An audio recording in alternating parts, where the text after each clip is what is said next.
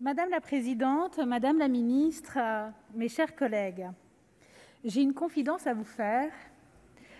En tant que parlementaire, il m'arrive de ne pas saisir pleinement l'intérêt de certains textes, tant ce que l'on veut nous faire voter est déjà présent d'une façon ou d'une autre dans nos codes. À quoi bon vouloir créer un nouveau délit alors que les faits sont déjà sanctionnables sur le fondement de dispositions déjà existantes ? C'est le raisonnement qu'on pourrait appliquer au texte que nous examinons aujourd'hui. On pourrait facilement le balayer et le rejeter d'emblée en estimant que, de toute façon, les thérapies de conversion peuvent d'ores et déjà se sanctionner par les articles du code pénal relatifs aux violences volontaires, au délit d'abus de faiblesse, au harcèlement moral ou encore à l'exercice illégal de la médecine. Et pourtant, il n'en est rien. Il n'en est rien parce que le droit et la loi ne sont pas des sciences froides et purement objectives. Ils sont aussi le reflet d'une société, de son état d'esprit, de ses valeurs, des interdits qu'elle pose et des choses qu'elle nomme. Car tout l'enjeu dans ce texte est bien là et tient en un seul mot, nommer. Nommer le délit, c'est poser une interdiction franche et c'est reconnaître le mal qui a été fait. Nommer le délit, c'est permettre aux victimes de se reconnaître en tant que telles. Et l'on connaît l'importance que cela peut avoir dans leur reconstruction. Nommer le délit, c'est enfin permettre une véritable quantification du phénomène et une meilleure prise en charge judiciaire. Au final, c'est un message fort que la République envoie en créant un délit autonome, visant à sanctionner les thérapies de conversion. Ces actes ne sont plus acceptables, peu importe son orientation sexuelle ou son identité de genre, chacun a le droit à la protection de la République. Et accepter l'autre, au-delà de ses différences, c'est aussi contribuer à faire de notre société un espace de liberté. Ce texte est donc nécessaire.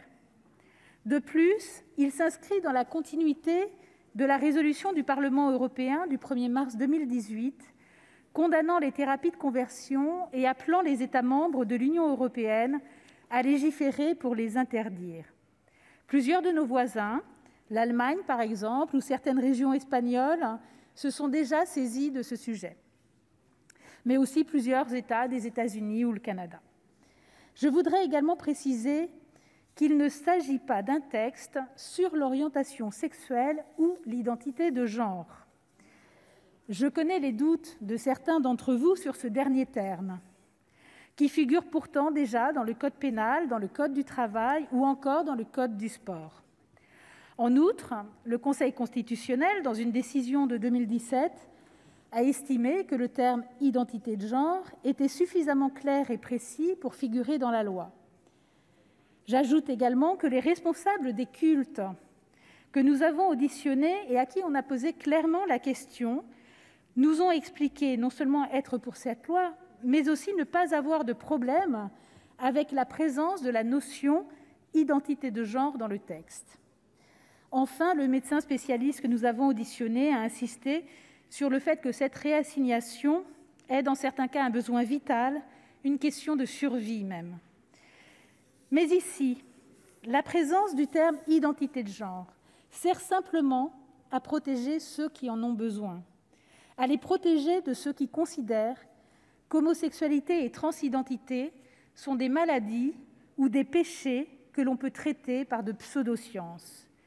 Concrètement, on parle ici de pratiques pouvant prendre la forme de groupes de parole où l'on doit se mettre à nu, de jeûnes, de sessions d'enseignement, de prières de guérison ou de délivrance, d'hypnose, d'électrochocs, voire d'exorcisme, de viol de guérison, curieux concept, ou d'excision. Sauf qu'en réalité, il n'y a pas plus de malades que de maladies, il n'y a donc rien à guérir. Les seuls traitements, les seules thérapies possibles sont celles visant à soigner les conséquences de ces pratiques barbares et moyenâgeuses. Isolement, dépression, suicide, voilà les seuls résultats que peuvent espérer obtenir ces charlatans. Le constat est dur, mais il est partagé.